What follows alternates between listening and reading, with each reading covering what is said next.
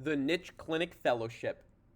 If you are accepted into the Niche Clinic Fellowship, you will receive up to $1,000, the title of fellow to place on your resume, college, or trade school application, a free post-high school plan, and access to your own bank accounts.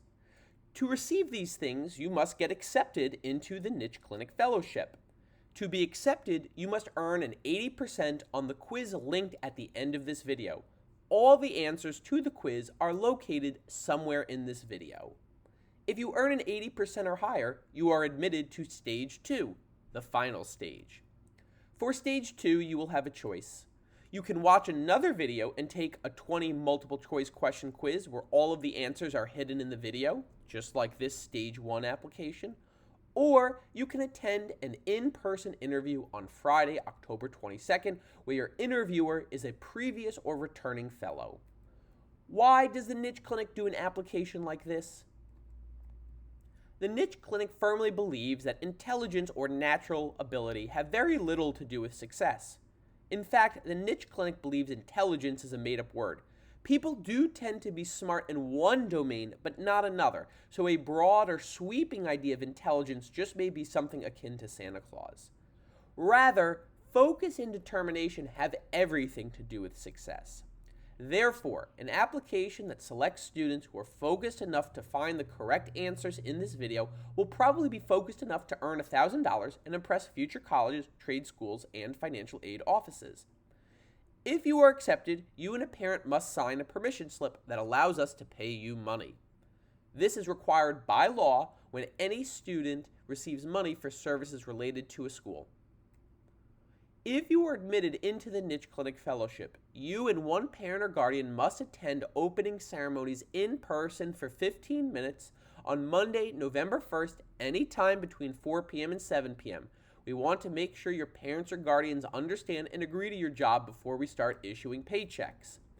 We can make other arrangements if your parent or guardian cannot attend the November 1st event, but we do hope that 99% of admitted students and their families can make it.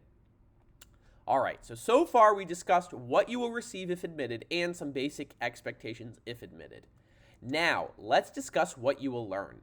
You will learn that the laws of the universe are so similar to the laws of nature and the laws of money that you cannot learn about one without really learning about the other two. Let me give you an example. You know how the sun rises and sun sets? Well, if we build models of that, it's eerily similar to models of the stock market. Let me give you another example. The world is made up of atoms. You can only see them under electronic microscopes, and atoms make up everything. They make up the ink in the SpongeBob cartoon, and they make up the fabric of SpongeBob Halloween costumes. They make up a banana, they make up computer chips, they make up bunches of bananas. Atoms make up everything, and they really make up gold in a special way. Now, they also make up diamonds, but only one of these things is actually valuable. When the question becomes what's better, diamonds or gold, the answer is a clear yes for gold, because the value of diamonds might be entirely psychological. Gold almost has magical properties. Both are valuable. An ounce of diamonds are worth $3,000 and an ounce of gold is worth nearly $2,000. Both are expensive, both are rare, both require mining, both are associated with wealth and luxury, but only gold has irreplaceable uses. The atom of gold is different from that of diamond. Diamonds are made up of carbon molecules, but gold has its own special place on the periodic table of elements. Diamonds are very strong, but you can't really do anything with them. You can't make a house out of them. You can't make a shield out of them. Gold is the opposite. Gold has many uses. You know how if you use aluminum foil and then you cook something with it, then you got to throw it out? Gold is the opposite. Gold never loses its strength. Gold never rusts. You can melt it, break it, reassemble it, and it never loses its strength or ability to conduct electricity. As a result, gold is often used for dentures and other implants. It's used in electronic equipment. It's used in pacemakers or other medical devices that do require electricity. It's used in satellites. It's used in smartphones. Gold's many uses explains why the ancient civilizations of the world, from the Aztecs to the Romans, were obsessed with gold. Pirates were obsessed with gold, and we had gold coins. If we had the destruction of society, we could rebuild everything with gold, but diamonds would do us no good. We could rebuild our technology, satellites, communication, highways, and infrastructure, our medical equipment, all with gold. Thus, gold has been one of the first and most important forms of money. Since gold has had irreplaceable uses, gold served and continues to serve as money, right? Wouldn't you want to trade something that you know the rest of the world needs and would boil down? That's a very good form of money.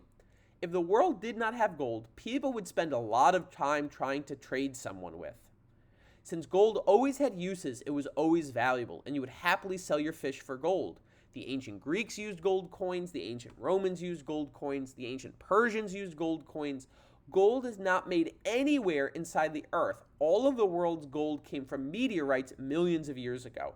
I truly believe that if those gold meteorites never hit Earth, then we would have remained cave people forever. Gold rewarded explorers to travel to new lands. Gold allowed us to invent different careers and pay people for their work. Governments taxed people's gold to build a country's military, irrigation system, and entire society. So moments ago, I said that the laws of the universe, the laws of nature, and the laws of money are so similar, you cannot learn about one without learning about the other two. And the important and fascinating properties of gold make it both a wonder for the universe and a very important form of money. Now, we often forget that we learn by doing. Almost all famous scientists spent their childhood breaking things into pieces and putting them back together. Most famous chefs grew up experimenting with food in the kitchen. The Niche Clinic believes money is no different. If you play with, experiment with, and earn money, I believe you will become wealthy in the future. Your paychecks will be given in cash or check. You may first, however, be paid in niche coins. These niche coins can be exchanged for cash or checks.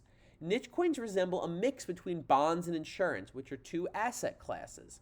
Assets are anything you can exchange for cash, like gold, the original asset class. The niche coin mimics the asset classes of bonds and insurance and how they grow and decrease in value. Bonds have a par value, or a fixed higher value in the future. You often buy them at a discount and sell them when they reach par. For example, the Federal Reserve Bank may sell a 30-year Treasury bond for $200. In 30 years, you can redeem it for $1,000. That's a great deal. Insurance products may grow a cash value. If you own something called a universal life insurance policy, your family could receive, hypothetically, a $2 million payout in case you die. If it has a cash value, that means your $2 million grows with each passing month. In the Niche Clinic Fellowship, you will master the behavior of negotiation. You will have the ability to advocate in case you think you are entitled to more niche coins or higher pay. Let me explain a little more why money is so great and why it's negotiating for more, even if it means that you start out in niche coins before you cash in to get your $1,000.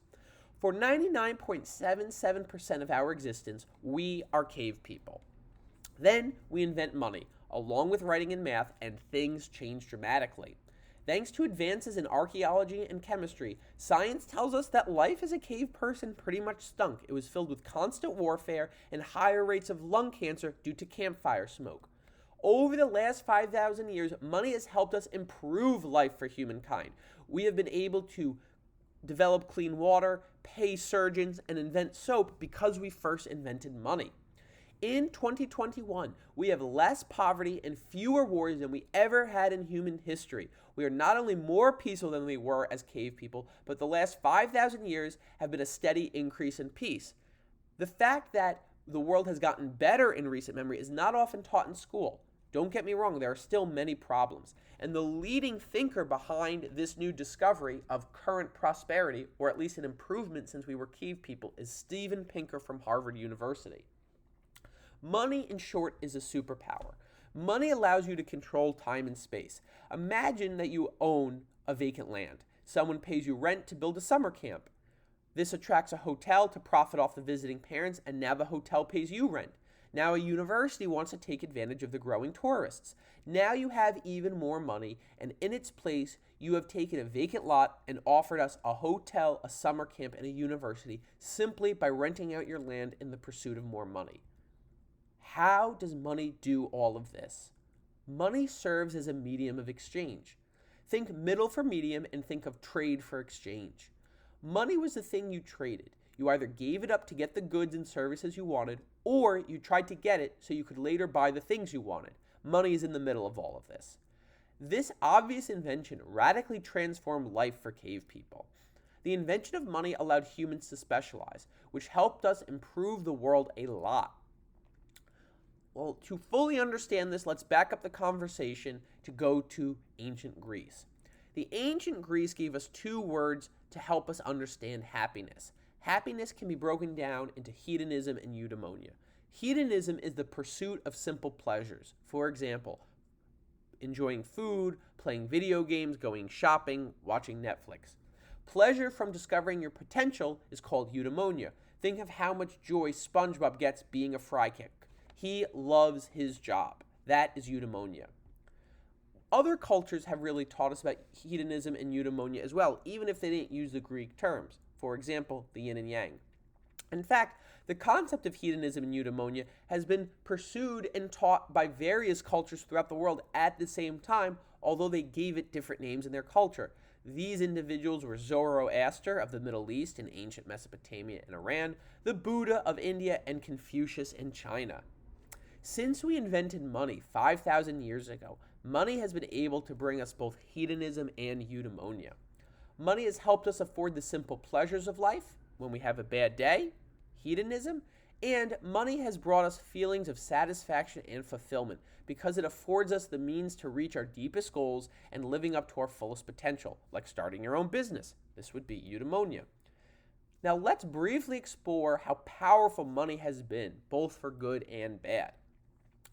In the country of Sudan, before it split into the northern Sudan and South Sudan, people lived peacefully, both Christians and Muslims. It was only when they started running out of clean water that civil war broke out. Had Sudan had more money and more wealth and the ability to desalinate water, the ability to take out salt from water like their more wealthy neighbors could do, they may never have had a civil war. Clearly, money is powerful. Here's another example. A pension is a guaranteed monthly amount of income from the day you retire until the day you die. So if you are in retirement for 50 years, that's 50 years of guaranteed money you get. In fact, law enforcement is one of the few forms that still uses pensions today. Pensions began in ancient Europe. Knights were forced, or at least motivated, to travel to the Middle East to fight during the Crusades. And how were knights motivated or compelled to travel and possibly risk their life? They were offered a pension. The knights were the first to be offered a pension and can be said to have originated this concept.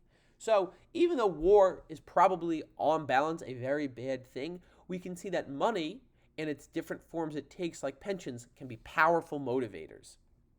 As we see with Sudan and the European Knights of Europe, money has motivated humans to do things that they may not have done otherwise.